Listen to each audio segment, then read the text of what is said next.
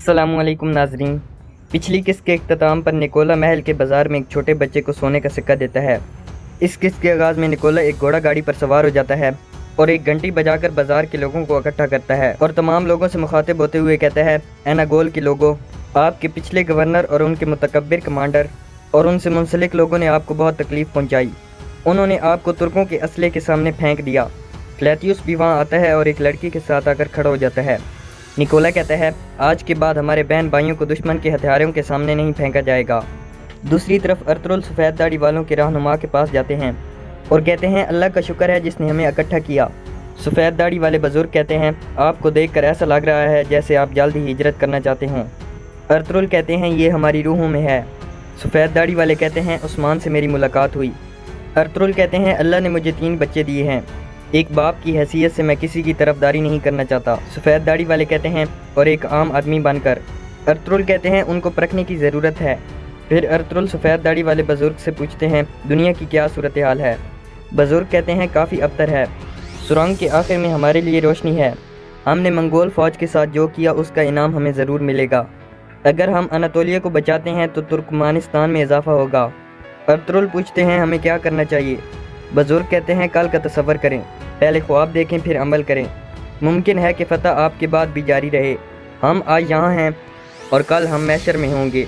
اب آپ کو یہ فیصلہ کرنے کی ضرورت ہے کہ وراثت میں آپ کا خیمہ کس کو ملتا ہے۔ اس کے لیے آپ اپنے تینوں بیٹوں کو آزمانا شروع کر دیں۔ دوسری طرف بالا احمد کو ایک قمیض پہناتی ہے اور احمد سے کہتی ہے، یہ قمیض تمہیں کتنی اچھی لگ رہی ہے۔ احمد بالا سے کہتا ہے، آپ جانتی ہیں نا کہ شہید کبھی نہیں مرتے۔ بالا کہتی ہے، جی بالکل ایسا ہی ہے۔ احمد کہتا ہے، اگر میرے والد کی موت نہیں ہوئی تو برائے کرم انہیں یہاں آنے کو کہیں۔ یہ سن کر بالا احمد کو حوصلہ دیتے ہوئے کہتی ہے، سپاہی احمد وہ یہاں نہیں آ سکتے بلکہ ہم ان کے پاس جائیں گے۔ یہ سن کر احمد خوشی سے جھوم اٹھتا ہے اور کہتا ہے، چلو بابا کے پاس چلیں۔ بالا احمد کو پکڑتے ہوئے اپنے پاس بٹھا لیتی ہے اور کہتی ہے، چونکہ وہ ایک شہید ہیں اس لیے اب وہ بہت اونچے مقام پر ہیں، ہمیں ان تک پہنچنے کے لیے تیاری کرنا ہوگی۔ احمد پوچھتا ہے، کیا ان کا مقام سردار سے زیادہ ہے؟ بالا کہتی ہے، سلطان سے بھی اونچا۔ وہ حضرت محمد مصطفیٰ صلی اللہ علیہ وسلم کے ساتھ ہیں۔ احمد اور بالا دونوں اپنے سینوں پر ہاتھ رکھتے ہیں۔ بالا کہتی ہے، اگر آپ اپنے والد کے ساتھ رہنا چاہتے ہیں تو آپ کو ان جیسا بہادر بننے کی ضرورت ہے۔ اسی دوران گونچا خاتون وہاں آتی ہے اور احمد سے پوچھتی ہے، آپ یہاں کیا کر رہے ہیں؟ احمد معصومیت سے کہتا ہے، میں اپنے والد کے پاس جانے کی تیاری کر رہا ہوں، میں بھی ان کے پاس جانا چاہتا ہوں۔ گونچا احمد کو ایک کھلونا دیتے ہوئے کہتی ہے، یہ آپ کے لیے ہے۔ احمد کھلونے کو پکڑ لیتا ہے اور پھر اس سے کھیلنے لگتا ہے۔ گونچا بالا کو خبردار کرتی ہے اور پھر گونچا بالا کو سوغوت کی صورتحال سے آگاہ کرتی ہے۔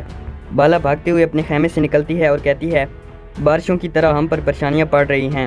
پھر بالا ارطغرل کے خیمے کے باہر پہنچ کر اندر آنے کی اجازت مانگتی ہے۔ بالا کو کوئی جواب موصول نہیں ہوتا تو بالا اندر آ کر دیکھتی ہے، مگر اندر خیمہ خالی ہوتا ہے۔ پھر بالا سپاہیوں سے پوچھتی ہے تو سپاہی کہتے ہیں، ہم نے انہیں خیمے سے باہر جاتے ہوئے نہیں دیکھا۔ بالا کہتی ہے، کیا تم سو رہے تھے؟ اب جاؤ اور ارطغرل صاحب کو تلاش کرو اور اس بات کی خبر کسی کو نہیں ہونی چاہیے۔ دوسری طرف عثمان غار میں سویا ہوا تھا۔ عثمان دوبارہ وہی خواب دیکھتا ہے جو عثمان نے شیخ ادیبالی کے ہاں بیماری کی حالت میں دیکھا تھا۔ خواب کے بعد عثمان کی آنکھ کھل جاتی ہے اور وہ اٹھ کر بیٹھ جاتے ہیں۔ کمرال ابدال کہتے ہیں، آپ کو خوابوں میں بھی آرام نہیں؟ عثمان کہتے ہیں، اگر میں محبت کے سمندر سے خون بہا رہا ہوں تو پھر میں اس خواب کی قبولیت کی دعا کرتا ہوں۔ دوسری طرف کائی قبیلے کے ڈھول بجتے ہیں اور عثمان کا بھائی ساؤچی قبیلے میں داخل ہوتا ہے۔ ساؤچی کے ساتھ اس کی بیوی لینا بھی تھی۔ ساؤچی اور لینا نیچے آتے ہیں تو بالا انہیں خوش آمدید کہتی ہے۔ ساؤچی بالا سے کہتا ہے، تم نے میرے والد کی بیٹی کی طرح میرے والد کے خیمے سے باہر قدم رکھا۔ بالا کہتی ہے، سردار ارطغرل نے مجھے اپنی بیٹی کے طور پر قبول کیا ہے، مجھے امید ہے کہ آپ بھی مجھے بہن کے طور پر قبول کریں گے۔ ساؤچی کی بیوی لینا کہتی ہے، مجھے خوشی ہے کہ سردار عثمان نے اپنے لیے اور ہمارے معززین کے مبارک قبیلے کے لیے ایک قابل دلہن کا انتخاب کیا۔ بالا کہتی ہے، آپ لوگ بہت دور سے آئے ہیں، آپ کو آرام کرنا چاہیے۔ ساؤچی پوچھتا ہے، میرے والد عثمان اور چچا دندار کہاں ہیں؟ یہ سن کر سب لوگ اپنی نظریں چرانے لگتے ہیں۔ بالا کہتی ہے، آپ لوگ میرے ساتھ اندر چلیں، میں آپ لوگوں کو سب کچھ بتاتی ہوں۔ یہ کہہ کر بالا خیمے کی طرف جانے لگتی ہے تو ساؤچی بالا کے سامنے آ جاتا ہے اور کہتا ہے، کوئی مجھ سے آنکھیں کیوں نہیں ملا رہا؟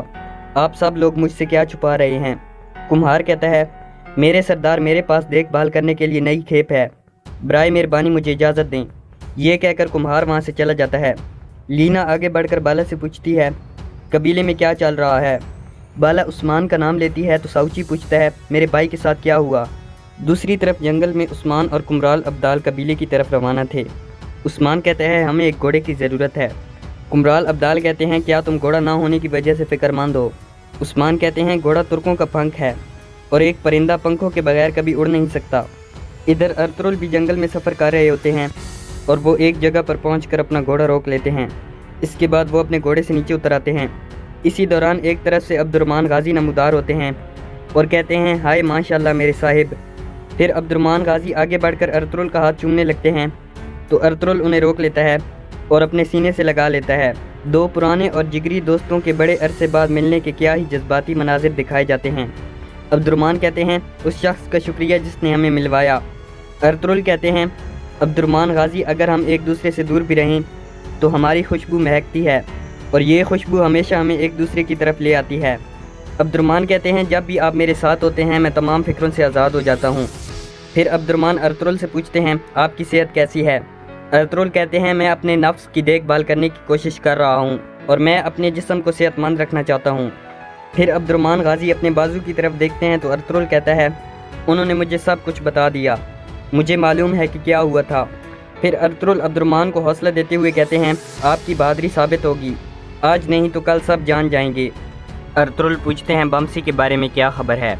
عبد الرحمن غازی کہتے ہیں وہ آپ کے حکم کو پورا کرنے کے لیے تیار ہے۔ ارطغرل کہتے ہیں اور سلجان خاتون؟ عبد الرحمن غازی جواب دیتے ہیں وہ بھی اپنا فرض پورا کرنے کے بعد جلد ہی ہمارے ساتھ ہوگی۔ دوسری طرف کسکون اور اس کے آدمی ابھی تک عثمان کی تلاش میں تھے۔ وہ جنگل میں کچھ نشانات دیکھتے ہیں اور پھر ان نشانات کا پیچھا کرنے لگتے ہیں۔ دوسری طرف ارطغرل ارسلان الپ کے پاس جاتا ہے اور اپنے گھوڑے سے نیچے اترنے کے بعد ارسلان کو سلام کرتا ہے۔ ارسلان کہتا ہے اگر آپ مجھے بتا دیتے کہ آپ آ رہے ہیں تو میں آپ کو میدان میں نہیں بلکہ اپنے قبیلے میں میزبانی کرتا۔ پھر ارسلان کہتا ہے آپ کو کیسے معلوم تھا کہ میں میدان میں ہی ہوں؟ ارطغرل جواب دیتا ہے اگر ہم جانتے ہیں کہ ہمارے دشمن کیا کرتے ہیں تو ہمیں یہ بھی معلوم ہونا چاہیے کہ ہمارے دوست کیا کر رہے ہیں۔ اس کے بعد ارطغرل اور یاولک ارسلان اندر چلے جاتے ہیں اور ایک ہی دسترخوان پر بیٹھ کر کھانا کھانے لگتے ہیں۔ ادھر کسکون اور اس کے آدمی جنگل میں نشانات کا پیچھا کرتے کرتے کمرال ابدال تک پہنچ گئے تھے۔ کمرال ابدال لکڑیاں اکٹھی کرنے میں مصروف تھا۔ کسکون کمرال ابدال کے پاس آ کر کہتا ہے میں آپ کو کہیں اور ڈھونڈ رہا تھا اور آپ یہاں ہیں۔ کمرال ابدال کہتے ہیں آپ خضر کی طرح آئے، میں اس انتظار میں تھا کہ کوئی لکڑی کو اٹھانے میں میری مدد کرے۔ اسی دوران عثمان درخت سے چھلانگ لگاتا ہے اور کسکون کے آدمیوں پر حملہ کر کے انہیں مار دیتا ہے۔ پھر عثمان کسکون کی گردن پر تلوار رکھ لیتا ہے۔ ادھر سوغوت میں دندار اور سلطوق موجود ہوتے ہیں۔ ایک شخص کھانا کھانے کے بعد اپنے پیٹ پر ہاتھ رکھ لیتا ہے اور پھر اچانک زمین پر گر جاتا ہے۔ ایک آدمی اس شخص کو اٹھانے لگتا ہے تو دندار کہتا ہے اس آدمی کے قریب مت جاؤ۔ دندار سلطوق سے پوچھتا ہے طبیب کہاں ہیں؟ سلطوق کہتا ہے ہم نے خبر بھیجی ہے سردار، وہ جلد ہی یہاں ہوں گے۔ دوسری طرف گندوس، بوران، گپتوک اور باقی تمام کائی سپاہی جنگل میں عثمان کو تلاش کر رہے ہوتے ہیں۔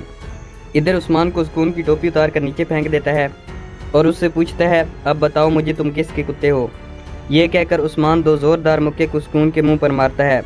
کسکون مسکراتے ہوئے کہتا ہے کیا ہوا عثمان، تمہیں بہت پریشانی ہو رہی ہے؟ یہ کہہ کر کسکون عثمان پر حملہ کرنے لگتا ہے تو عثمان اسے تھپڑ مار کر نیچے زمین پر گرا دیتا ہے۔ پھر عثمان اس کے بالوں سے پکڑتے ہوئے کہتا ہے اب تم مجھے سب کچھ بتاؤ گے۔ اسی دوران گندوس، بوران، گپتوک اور باقی کائی سپاہی بھی وہاں پہنچ جاتے ہیں اور عثمان کو صحیح سلامت دیکھ کر اللہ تعالیٰ کا شکر ادا کرتے ہیں۔ پھر گپتوک آگے بڑھ کر عثمان کے گلے لگ جاتا ہے۔ عثمان گپتوک سے پوچھتا ہے تمہارا زخم کیسا ہے؟ گپتوک کہتا ہے میں ٹھیک ہوں میرے صاحب۔ پھر گندوز آگے بڑھ کر عثمان کو بتاتا ہے کہ ہمارے بابا واپس قبیلے آ چکے ہیں اور وہ آپ کے انتظار میں ہیں۔ یہ سن کر عثمان جذباتی ہو جاتا ہے۔ یہاں پر اس ایپیسوڈ کا اختتام ہو جاتا ہے۔